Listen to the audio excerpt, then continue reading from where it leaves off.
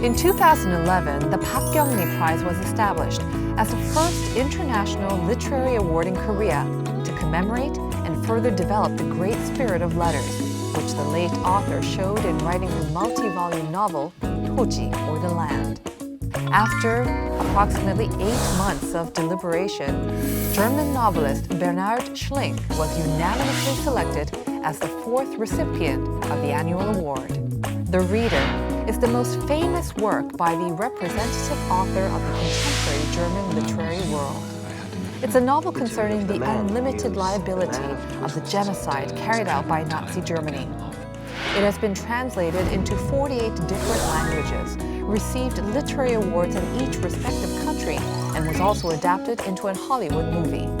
Bernhard Schlink, a former judge and professor of law, began his career as a novelist in 1987 with a detective novel he wrote based on his legal experience, Selbs Punishment. His literary works incorporate as their main motif the past crimes of Nazi Germany and reflections upon them, in particular the issues of crime and responsibility. This week on Heart to Heart, meet novelist Bernhard Schlink, who visited Korea for the first time to receive this year's Pak Kyongni Prize.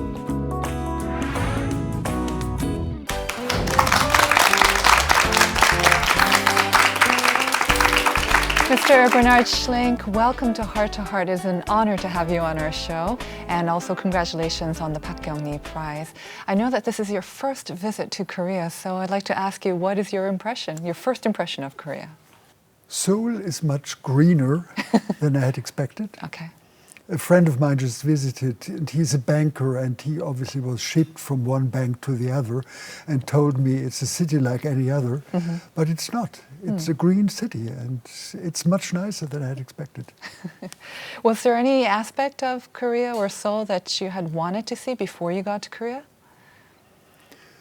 You see, once I learned that I got this prize, I started reading Korean literature. Okay. And so far I know Korea from books, and now I just take in everything I can. I imagine that one of the books that you read is probably one by the author Pak Kyongni. Yes. What did you read, and can I ask you your impressions of her work? The book I read in German, it's Markt und Krieg. Market and War. Market and War, Yes. that's okay. Yeah. And I also read into the first volume of Land. And Market and War is about the Korean War from the perspective of, in particular, one woman. Right. And it's a very intense account of this period. What were your impressions of her work? I mean, I know it's one, and then you started reading Land, but I think quite a few people would point out similarities between your works and Pak Kyongni because they are reflections upon war and upon the past of your home country. So for you, many of your works reflect upon the German war history and, of course, Pak Kyongni as well. Do you see the similarity as well? Maybe I can say that we are both very aware of the long shadow of history into the present. And it's a different history with one similarity, the similarity of being a divided country. But other than that, it's a very different history. But that we are, even though we live in the present, shaped by history, that's something that we are certainly both aware of. In fact, in an earlier interview that I read about 2 or 3 years ago with The Guardian, I believe, you mentioned that being born a German is almost a burden. And I think it was because of the burden of the past, and this is something that you explore quite often in your works. Yeah. Exploring that in your works, does it help to relieve the burden? Is it something that you do to do that, or is it something that you want to pass on to the younger generation who are not quite grown up in the same era that you did? What I write about is simply my experience and the experience of my generation. And I see that the next generation and even the generation after that, I have 2 granddaughters, is much freer of it than we were. And I think it's natural, and I don't think that the younger generation has to remember just because it's history. They will encounter it. And once young people begin to travel, once young Germans travel abroad, they are being approached and addressed as Germans and have to become aware of their history. So I don't have to remind them. It happens by itself. Do you think they are approached and reminded of that history all the time, even now? At least my students. My students, again and again, they go abroad and think they are not particularly German anymore. They're just free citizens of a free world, or Europeans. And then they come back and are aware that they are German. Because they traveled to Poland or Israel or the Netherlands or Russia. And for these countries, the past is still so present and often still so present as a trauma that they approach these young people as Germans. Do you think it's fair that these young people they don't accuse them. They just expect that they are aware of who they are and where they come from. So if they are not aware already, they make them aware. You said that your students often think of themselves not so much German, but citizens of the world. Is that also how you view yourself? I'm happy to be also a citizen of this world, but no, I'm German. I'm very aware of being German. And yet you're based also in New York as well as Berlin. Is there a reason for that? Is it just from a professional standpoint, is it just easier? Or? It started with my profession. I teach in New York at a law school. And I enjoyed doing it, and I was invited again and again, and so New York has become somewhat of another home. Of course, you were recognized for the Pak Kyongni Prize because of 2 of your most probably prolific works, The Reader and The Homecoming. And The Reader especially is very familiar with Koreans and just fans all over the world. But what significance do these 2 works have for you? They are both attempts to write about my generation's attempt to come to terms with the past. And to come to terms with the past means come to terms with the parent generation. And the parent generation, that's a generation of our parents, teachers, pastors, professors, doctors, all these figures of authority and also of admiration and of love. And it's the generation about which at one point we learned what they had done. We grew up in the 50s and early 60s without knowing that, without being interested in it. And then in the 60s we began to learn what they had done and what awful things they had done. So the tension between still in a way loving them and owing them for all they had given to us and at the same time understanding what they had done. This is what, in very different ways, both books are about. Did they help you to understand your parents and the older generation as well? The process of creating these works? Maybe once I began writing them, I had understood. So understanding step by step made me able to actually write. The Pak Kyongni Award conducts a comprehensive screening of the writers, from their literary achievements to personal characters and even social contributions. And in all aspects, Mr. Schlink was unanimously voted as this year's winner.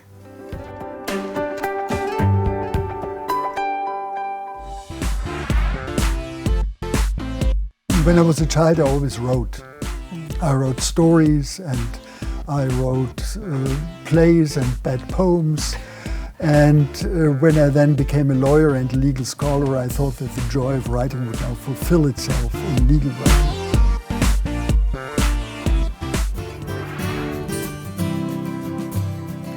The novels The Reader and The Homecoming are noted for their strong storylines as well as the author's perception of history, and we'll talk more now in depth about these remarkable works. The Reader, of course, also made into a film, so has a huge following and is widely recognized by many people. It also won several awards, both in your native country of Germany, but also elsewhere. And even also for its popular appeal. It was on the New York Times bestseller. I think it was the first German book to end up on the New York bestsellers list as well. Did you expect this amazing response by readers around the world, the universal appeal of The Reader? Did you expect it when you came up? No, not at all. I thought it was a very German book because what it writes about is, first of all, a German experience, my experience, the experience of my generation. And it was wonderful to see that there is something universal in this experience. And I think the experience of, maybe two experiences, the experience of loving someone who is guilty, what does it mean for me? Does it, and how does it entangle me into the person's guilt? How can I approach the person? How can I understand and at the same time be clear in my criticism? So this is maybe one universal experience. And I think the other universal experience may be that people can commit monstrous crimes without simply being monsters. The world would be easy. Right. If those who commit monstrous crimes are simply monsters, we would know them, recognize them, we could distance ourselves from them. But it's not easy. Sometimes people who commit monstrous crimes can be nice neighbors and loving parents and loyal friends. Why the decision to have the love story between a young boy, a 15-year-old boy, and a mature woman, 36-year-old woman? Why was that love story sort of the setting or part of a central part of the plot for the reader? Why not just a conventional love story? Well, she could have done what she did only if she was older. And she could have been part of the Third Reich and the Holocaust only being older. And this experience of coming to know someone and to love this person without knowing what this person was involved in, that kind of made him younger and made her older. And the fact that it's a younger boy and an older woman, it's quite it's a sensual situation, and I think maybe would increase its popular appeal. Did you mean for that as well? You see, I'm a naive writer. I don't build my plot so that it delivers a message.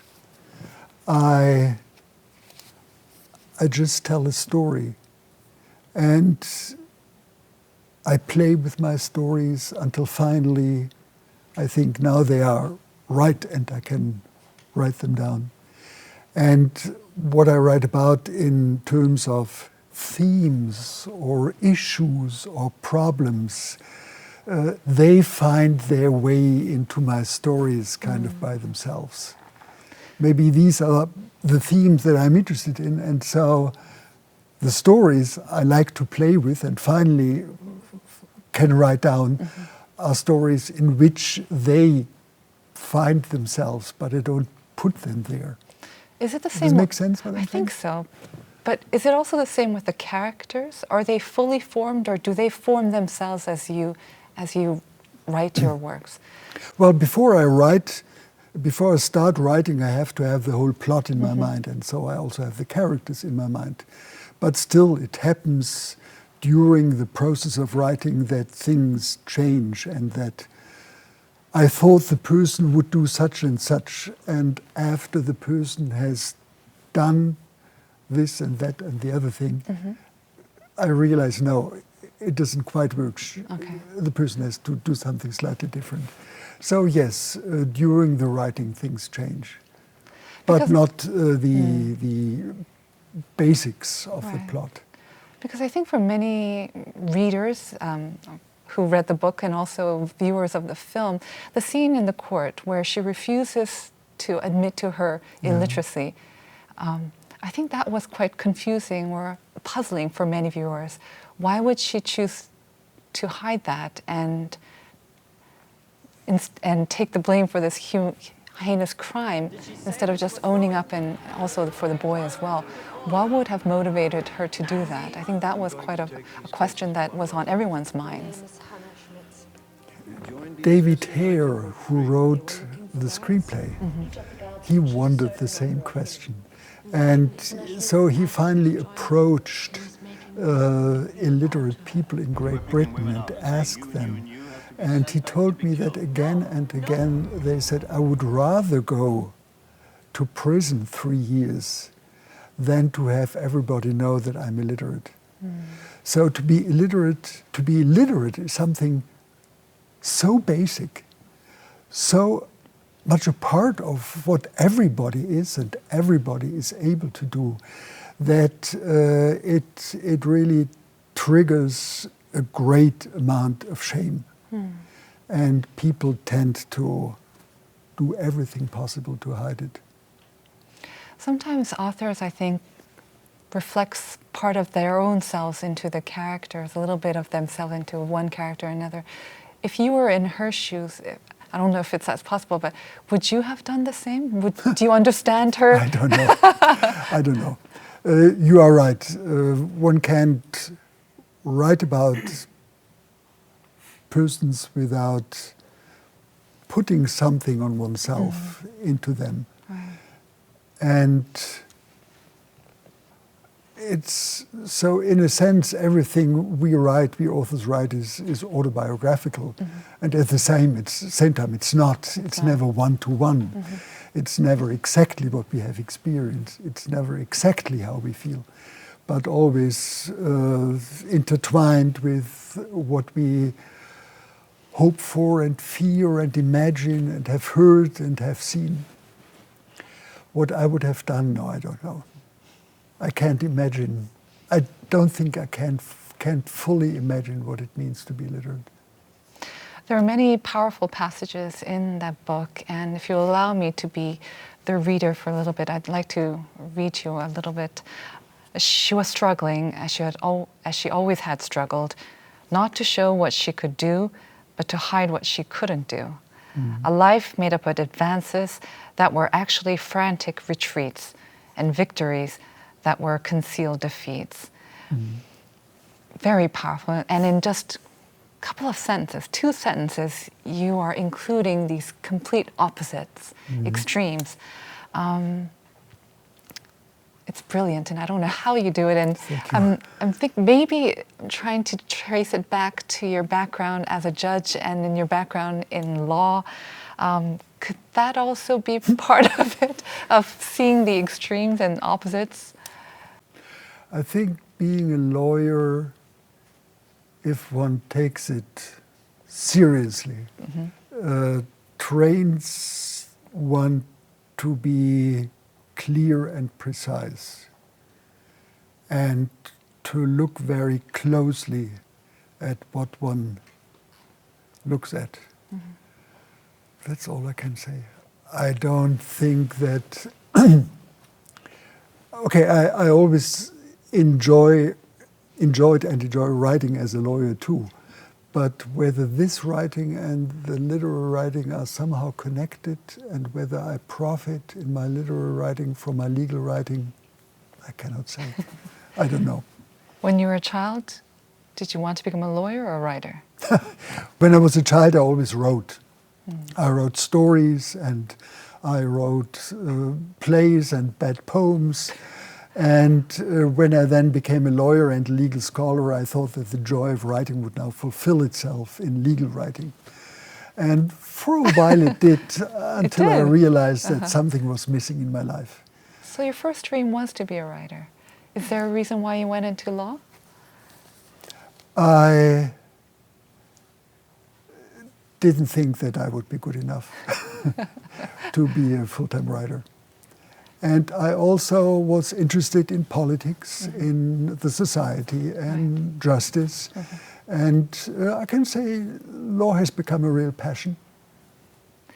But yet you decided to jump back into your first love of writing after you turned 48. Yeah, it was in my 40s. Was there a trigger? Why did you decide then that maybe you will go back to writing fiction? Well, it had been some time that I realized something was missing in my life, in my lawyerly life. And first didn't know what it was, so I tried this and I tried that.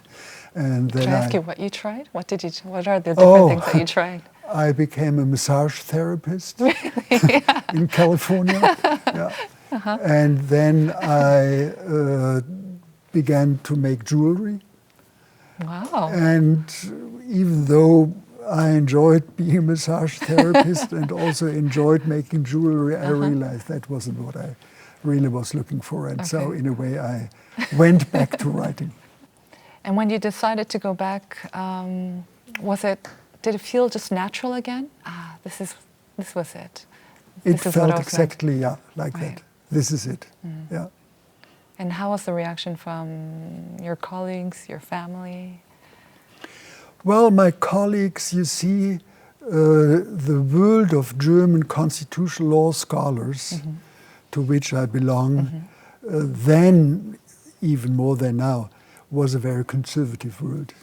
So they looked at me with raised eyebrows until I became successful.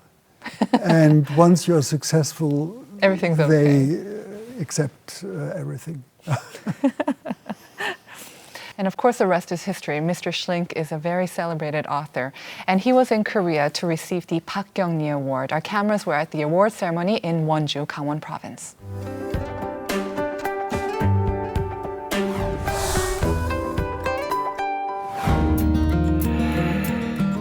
The Toji Foundation of Culture, a creative cultural space for both local and global writers and artists. This is where we met Mr. Schlink, who is staying here for the award ceremony for the Pak Kyongni Prize. It's something very special to win a prize on the other side of the globe. And it makes me deeply happy that with what I thought was German literature for a German audience, that I reached the Korean audience, found readers here, readers who like my books. That moves me. The core theme that runs through all of his works is the issue of crime and responsibility, and the German reflection upon the past.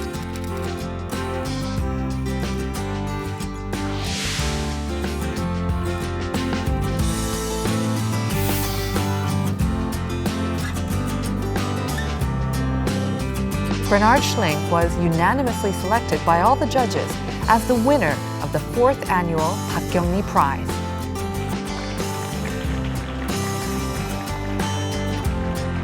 박경리 문학이 보여주는 그 문학적 최대 장점은 역사성과 문학성을 구비해서 우리 민족의 그 한과 꿈을 서사화시켰다고 볼 수 있는 것인데, 이 슐링크의 작품 세계도 바로 이러한 박경리 문학의 특징과 일맥상통하는 바가 있고.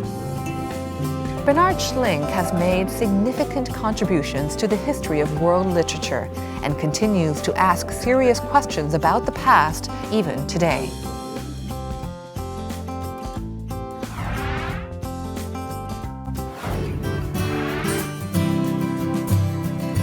It was a very meaningful encounter between Bernhard Schlink, regarded as one of the leaders in contemporary German literature, and the late Pak Kyongni, who had left her own landmark in the local contemporary literature scene.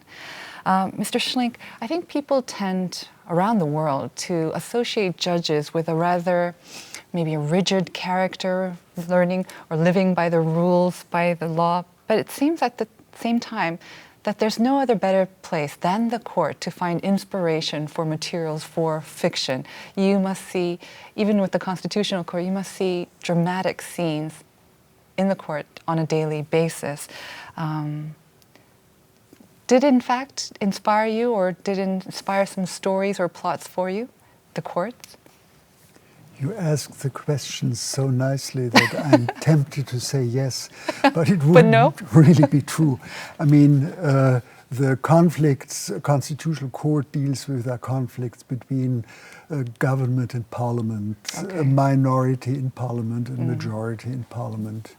So not a lot of between drama. Municipalities defending their autonomy and the state who wants to deprive them of their autonomy. I find them all very interesting, but they are not really human interest stories. So it's a world of law, it's a scholarly world, but not much drama. So maybe you were in search of drama, and that's why you went back to fiction. Maybe I was in search of drama. So where do you find your inspiration from? And we obviously talked about your inspiration from the past and the history of Germany, but where do you find your inspiration then? That's such a good question, and I never have a good answer. Okay. I always play with stories. And I put them together and take them apart and put them together again. And sometimes, finally, they are right, and I can write them down. And sometimes I think this should be a good story, but it doesn't work. Or it works 12 years later. I find out 12 years later how I can write it. I cannot describe it any better. Well, love seems to be a recurring theme in quite a few of your books. Love is a recurring theme in life. In life, of course, yeah. For instance, Summer Lies and The Other Man, they relate to experiences that I'm sure everyone can identify with: love, betrayal, breakups, heartbreak. This is a very difficult question, but how would you define love? I wouldn't attempt to define love. I think there's nothing more multifaceted than love. Love has so many faces. Do you believe in eternal love? Oh yes, I think it's possible. It's not granted. Love can be the thing of a moment, but there is such a thing as eternal love. Does it take work, do you think, or is it just fate that brings two people together? I think it takes work, but we all know there's work that we enjoy doing and there's work that we don't enjoy doing, and I think if it's work that we don't enjoy doing, then something is wrong with that love. With your characters, like for instance in The Reader, they sometimes are presented with very difficult situations, and that sometimes the reader would have a hard time identifying with or understanding why they acted a certain way.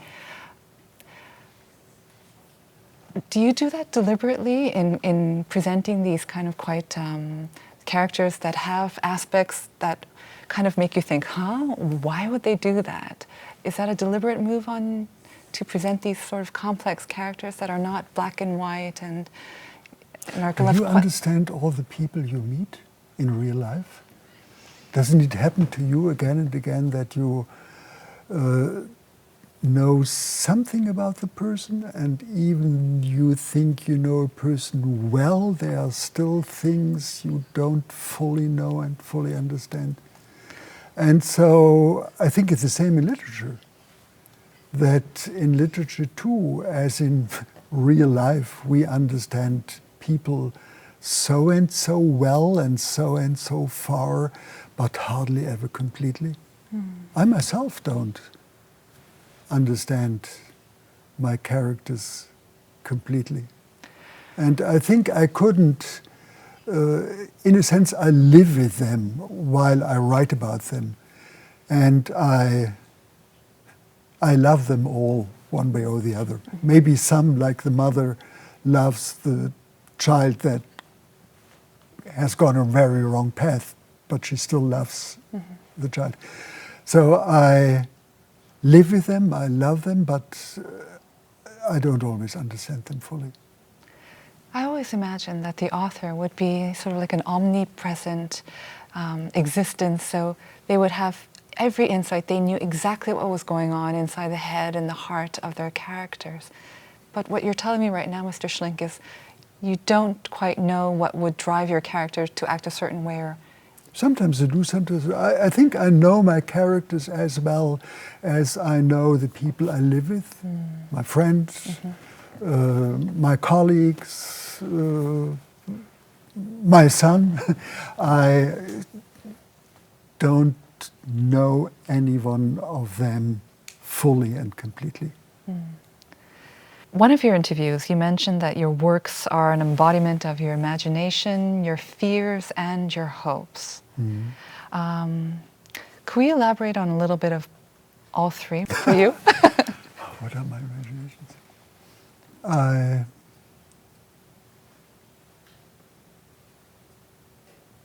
It's again one of these very good questions for which I'm afraid I don't have a good answer. I mean, you see, you know people who whistle all the time? Whistle? Whistle. It's melodies they have heard, melodies they invent, something that comes to their mind, and they hear the blackbird and it inspires them to whistle. What is inspiration really? I don't know. And I meet people, I read books, I fantasize, I dream. What is imagination? Imagination is a difficult one. Maybe this one's a little bit easier. Fears. What are your fears? You've mentioned that your works also embody your fears. One fear, I think, is that we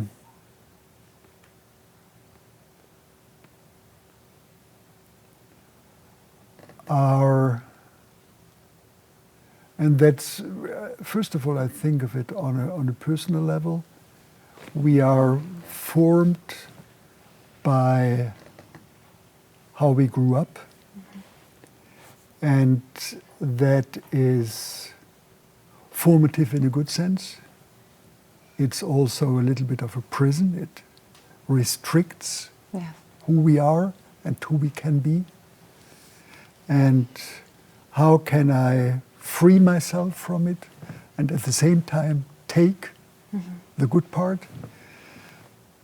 Maybe it's an endless process of growing up. And will I succeed? Again and again I experience, oh, this is old stuff that comes into my life and makes my relationships difficult, or this difficult and that difficult. So this is one fear. And one can also say it's a collective thing. I often wonder how my country and my people that tried to cope with the past and tried to acknowledge everything that was wrong and try to better what could be bettered. So, yeah, the past. And how can we relate to it? There's a fear in that. The last one, hope.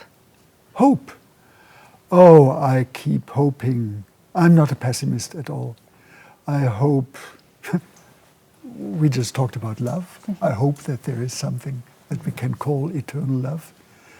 I hope that this world can become a better and better place if we try. Through his literary work, Mr. Schlink has been exploring questions on the issues of the past, and he delivered a lecture exploring his literary world while he was here in Korea.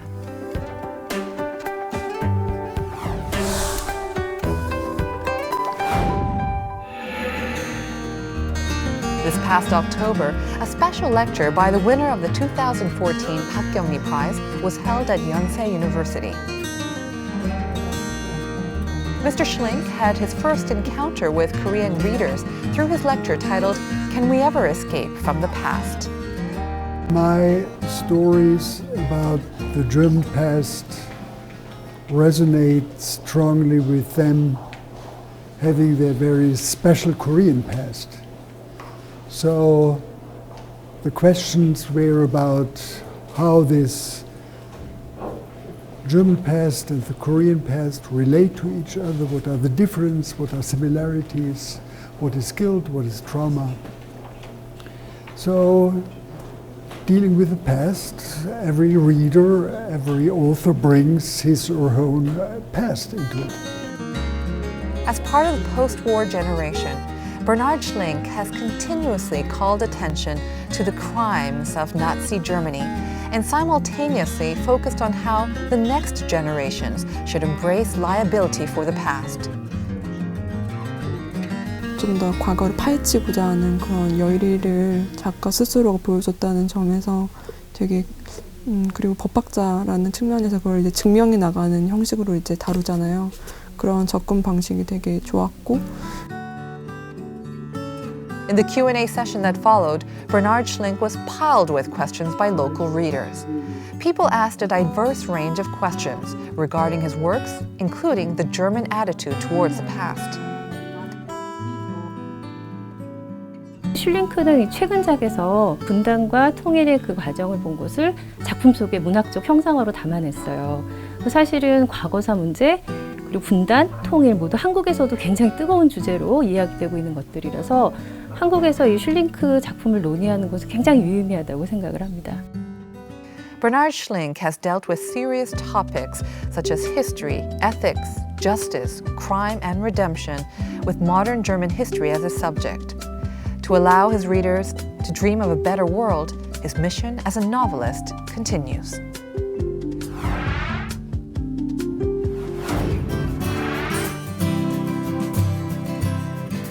Today's guest on Heart to Heart is the novelist Bernhard Schlink. So we talked about the past, and it's something that it seems like we cannot escape with your works and also with Germany. But I wanted to ask you, why is it so important to reflect upon the past? Isn't it time, perhaps, that we can move on beyond it? When is there a time frame that we can move beyond? Why is it so important to I keep think coming every back to it? generation moves further beyond it. And that's a natural process and nothing to complain about. But don't think it has to be praised in particular. It's just a normal thing to happen. Every generation moves further away from the past. But at the same time, we are people who live in society and live in history. And okay, there are happy surfers who only live from one wave in Borneo to the next big wave. They might take offense at that, in but New Zealand. they might take offense at that.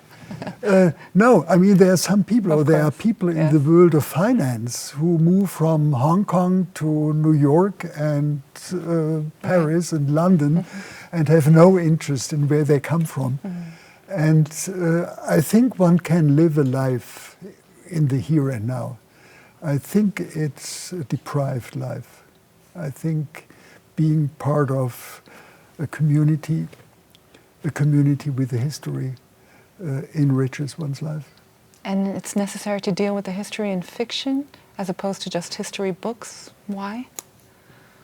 I think we need everything to deal with our present and our past. We need facts, and we need fiction, and we need movies, and we need music. We need everything to cope with our past and our present.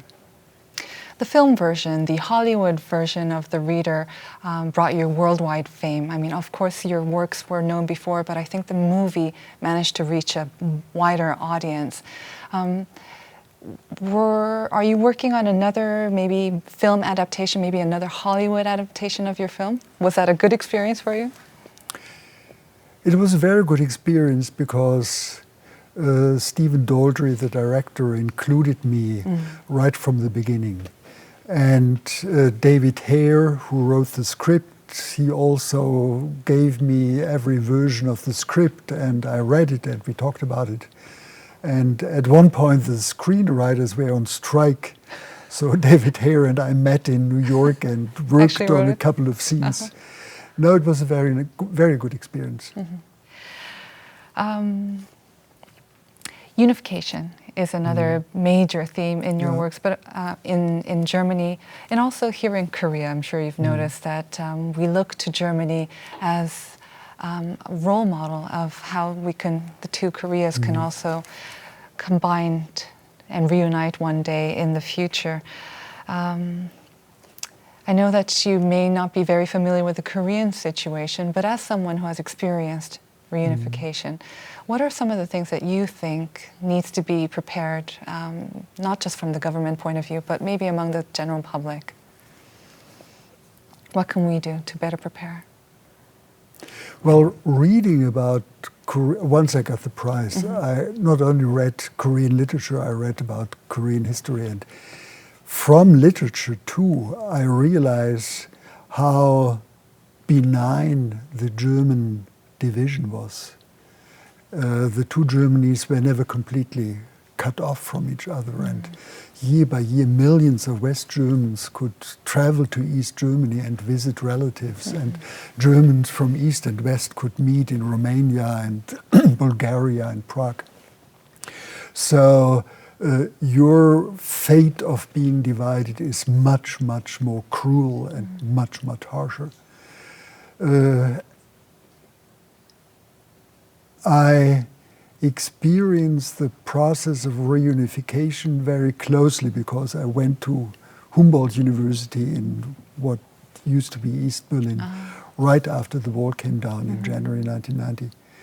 And in retrospect, I think the big mistake that we made is we were the victors of history, as probably you will be if reunification will happen.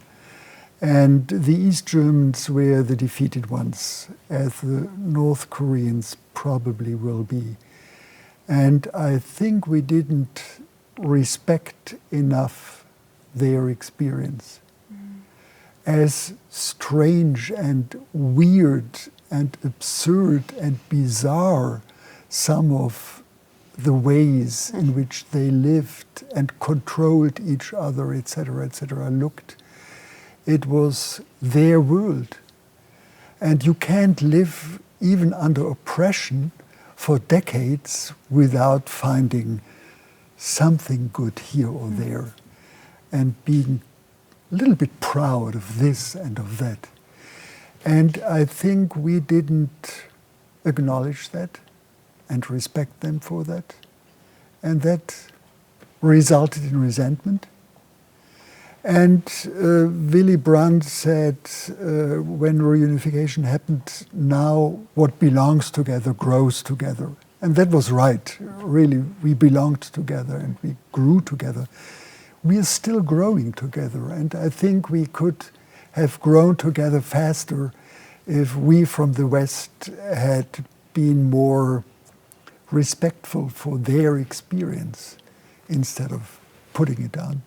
That's great advice. I think that's something that we can probably start applying now, not just thinking of North Koreans as just a strange place and a foreign land. And it is strange, but still we have to of course understand that this is a unique experience. And this is their life, and that's the way they know it. Is there still any lingering resentment? Is there some still problems in Germany? I mean, it's 25th anniversary, right? 25th anniversary. I mean, there are those who made it in the United Germany and those who didn't. And particularly in the rural areas, farming has been taken over on an industrial scale. So many are out of labor. And the social net keeps them. They have enough to live and they have their TV and their beer, but they haven't found a place that gives them a sense of dignity. And that's where resentment grows. And you see, one can emancipate from strong parents, but children tend to identify with weak parents. So it's not just a matter of one generation, it goes to the next generation. Great and very valuable advice, I think, for us here in Korea. My last question would be, you mentioned that you're still teaching law. I mean, I think you still have a place in your heart for law, but some future maybe plans for you going forward now? Oh, I have another collection of stories in my mind that I want to write sooner or later. And there's a novel that begins to take shape. So, yeah, and another work just came out in September? One came out in early September in Germany. Could you introduce that for us? It's called The Woman on the Stairs. And there is a Richter painting, Gerhard Richter, famous German painter, with the woman coming down the stairs. And it plays a little bit with a painting that is similar to this painting. It's about, yeah. I became 70 this year, so maybe it's a book. You don't look a day over 60. Thank you. So maybe it's a book of someone who became 70 and looks back on life. The Woman on the Stairs. The Woman on the Stairs. Well, we look forward to seeing the English and, of course, the Korean versions of it very soon. And we'd like to thank you so much for coming on Heart to Heart, and hope that you'll be coming back to Korea sometime in the near future. And thank you for having me and talking to me, Theresa. Thank you very much. And that was our conversation with the author Bernhard Schlink. Thank you so much for joining us on Heart to Heart. You can watch a repeat of the show on our homepage, that's arirangtv.com. And do join us again next time. Bye-bye.